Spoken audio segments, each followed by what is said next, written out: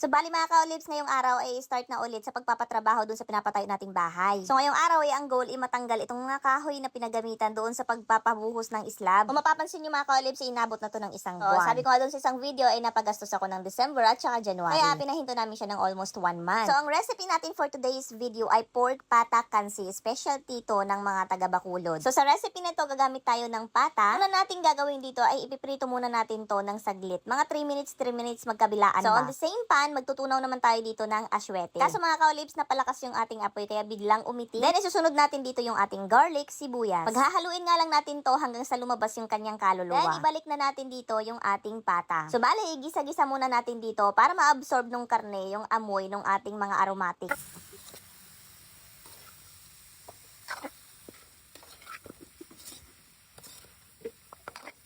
So, yung pinakasabaw niya, gagamit tayo dito ng sabaw ng bigas. Pagkatapos, haluin lang natin to hanggang sa makombine yung mga ingredients. Then, maglalagay din tayo dito ng tanlad, kaunting asin, at paminta. Pagkatapos, maglalagay pa tayo dito ng cubes. So, bali, pork cubes na yung nilagay natin dahil yung karne natin ay pork. So, yung iba gumagamit dito ng batuan para pampaasim. Pero tayo, gagamit tayo ng kalamansi dahil hindi naman dito sa amin uso yung batuan. At yung pinakagulay naman niya, gagamit tayo ng langka. So, tatakpan lang natin to mga ka-olives at lutuin natin to ng 30 minutes. So, while waiting tayo ng 30 minutes, pumunta ka muna ako dito sa pinapatayo kong bahay. At eto na nga yung mga natanggal nila mga ka-olives, halos kalahati na yung natatanggalan nila ng kahoy at saka pinuli. So yung trabahador natin ngayon, itatatlo lang. Isa yung bayaw ko at dalawa yung aming talagang trabahador. Pero in fairness, mabilis naman yung kanilang galaw. Kaya mabilis din nila tong natapos. Hindi nga ako makaalis-alis yung mata ko doon habang tinatanggalan to nila ng pinulik mga ka-olives. Kasi ang ganda talaga ng kinalabasan ng buhos nila. Napakapulido at napakakinis ng kinalabasan. Super worth it yung binayad natin at ginastos natin dito. So mapapasabi ka na lang OMG, sobrang ganda. Ang goal nga pala natin dito mga ka-olives, itapusin muna yung baba.